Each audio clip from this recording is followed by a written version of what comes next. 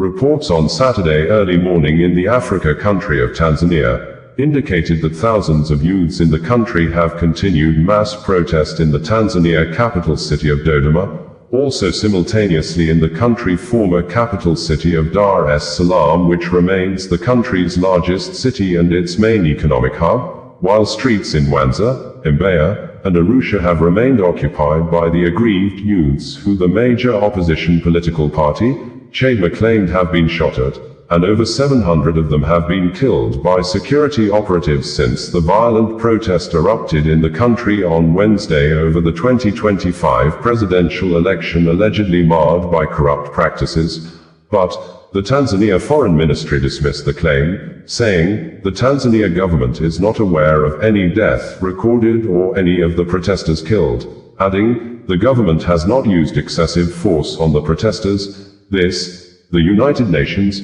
UN Human Rights Office stated on Friday that it has a credible report of at least 10 deaths recorded as a result of killing of protesters by the Tanzania security forces, and information from border communities between Tanzania and Kenya indicated that, on Thursday, October 30th, in the afternoon, chaos broke out at the Namanga border checkpoint as Kenyan and Tanzanian youth threw stones at Tanzanian police, and the police responded with live ammunition and tear gas canisters, leading to a casualty of 2 people shot dead by police and 2 others, including a Kenyan police officer, were seriously injured. While violent protest continued across major cities in Tanzania, President Samia Suluhu Hassan of Chama Mapinduzi, CCM political party was declared winner, and the electoral body announced on Saturday early morning that the president secured a re-election figure of 97.66% of the votes, which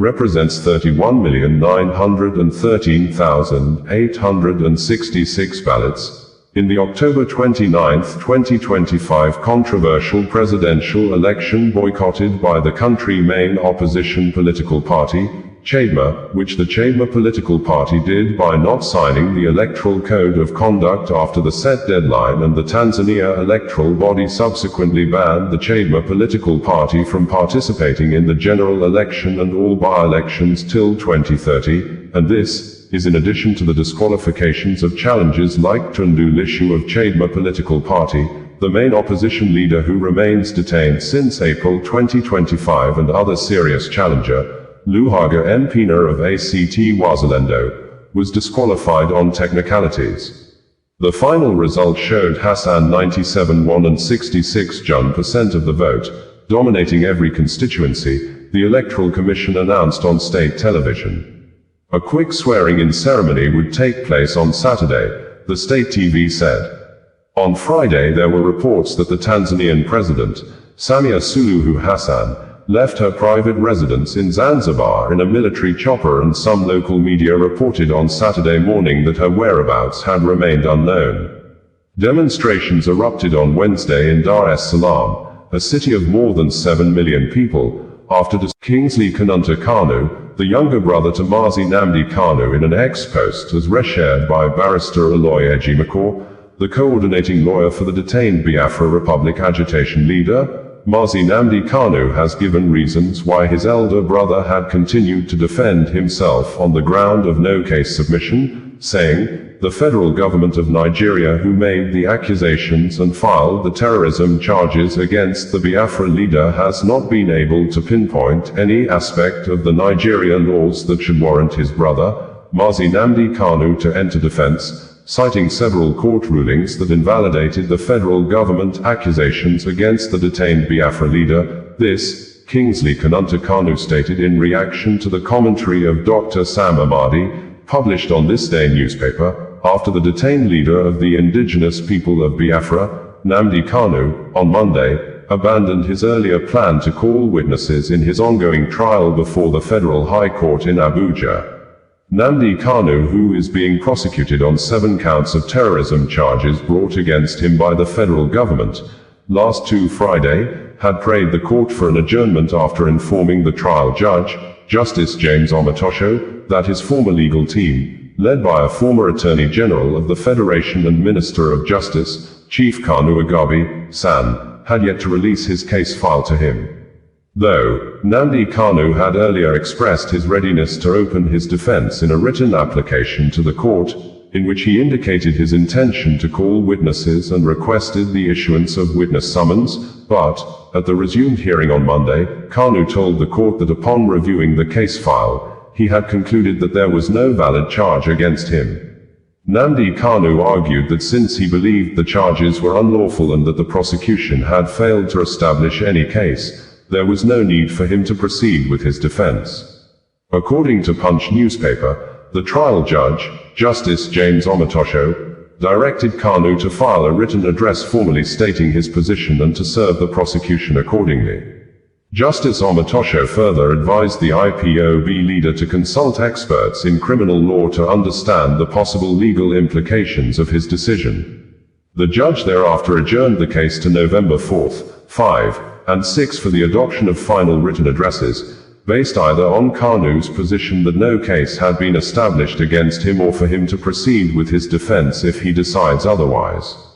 Kingsley Kanunta Kanu's statement as recirculated by barrister Aloy Ejimakor on Thursday, tagged, Legal Rejoinder, to the misleading commentary by Dr. Sam Amadi, published in This Day of the 30th of October 2025, titled, If I were Kanu, I would not refuse to write a defense, stated as follows below. 1. Introduction. Correcting a misguided narrative. The recent article by Dr.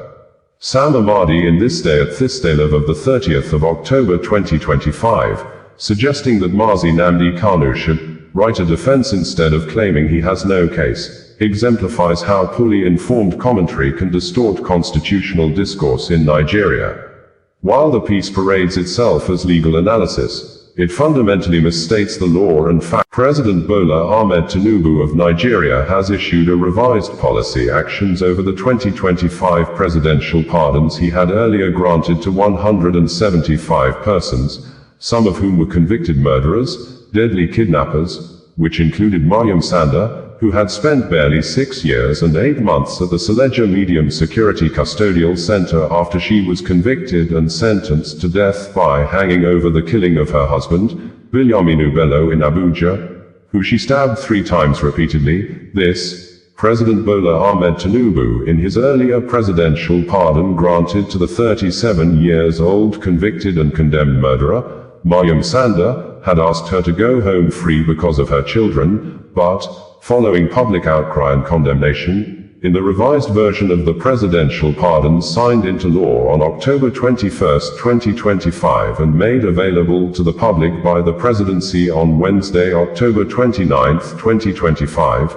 President Tinubu commuted the death sentence to 12 years imprisonment, although the presidency never mentioned the total numbers of people granted the presidential pardons, but the list of beneficiaries made available by the presidential spokesperson, Bayo Onanuga, indicated that only 86 persons were granted the presidential pardons, and Mariam Sanda, apparently spelt as Mariam Sunda, was last on the list, and the names of earlier beneficiaries like Kelvin Prosper Oniara were not seen in the revised edition of the list. Maybe the names were omitted due to excessive public outcry that Prosper Kelvin Oniara was a convicted, notorious, high-profile gang leader of a deadly kidnapping group that were widely stated to be responsible for the kidnapping and subsequent killing of a former Anambra State Deputy Governor, Julian Wike, kidnapping of a prominent legal practitioner, Mike Ozekome, on August 24, 2013 along Benin Auchi Road, and during the kidnapping operation, the gunman ambushed and killed 4 police officers including the divisional police officer,